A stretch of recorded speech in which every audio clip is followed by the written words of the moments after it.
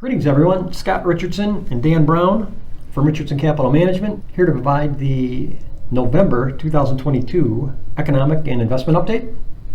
Well, we've got good news to report this month as the financial markets performed favorably. Stocks were positive for the month, and that's the second month in a row that's occurred. And in addition to that, the bond market was up for the month as well as interest rates declined. So with that, I'm going to turn it over to Dan to give us an update on what exactly occurred to drive those performances. Yeah, so starting with stocks, we saw that investors were reacting very positively to the fact that inflation is finally starting to roll over from the 40-year highs that were established back in the summer months. So we saw year-over-year inflation actually come down to about 7.7%. So still very high and still far above the Fed's target. But again, it's been coming down for the past couple months. So investors reacted very positively to that.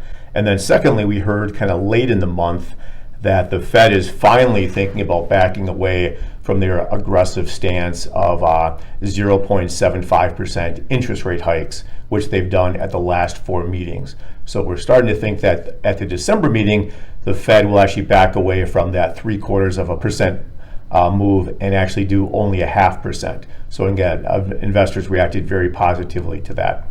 So Scott, I know we've been looking at some housing data. What do we want to share with our listeners on the housing market? Yeah, so the economy's been hanging in there pretty strong, as has the employment situation. But the one area where we have seen some impact from what's occurred with interest rates this year has been the housing market. Housing activity has dropped fairly significantly over the past 9 months. I believe it's dropped actually each month for the past 9 months. And the primary driver behind that is the fact that interest rates have moved up so quickly. At the beginning of the year, the 30-year loan rate for a house was in the 3.1% range, and most recently it's been up to 6.8%.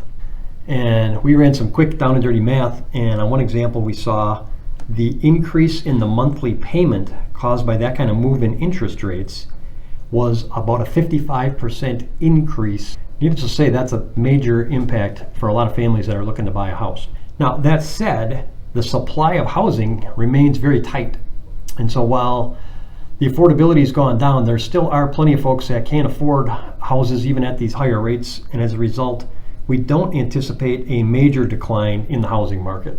We certainly don't see anything like a 2008, 2009 situation when we had massive overbuilding and relaxed underwriting standards, and people that shouldn't have been borrowing were borrowing and then they needed to get out of the houses.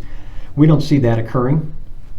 With the low interest rates we've had the last several years, most families refinanced and are in very good situation. And then with the lack of supply, we don't see a major downtrend there.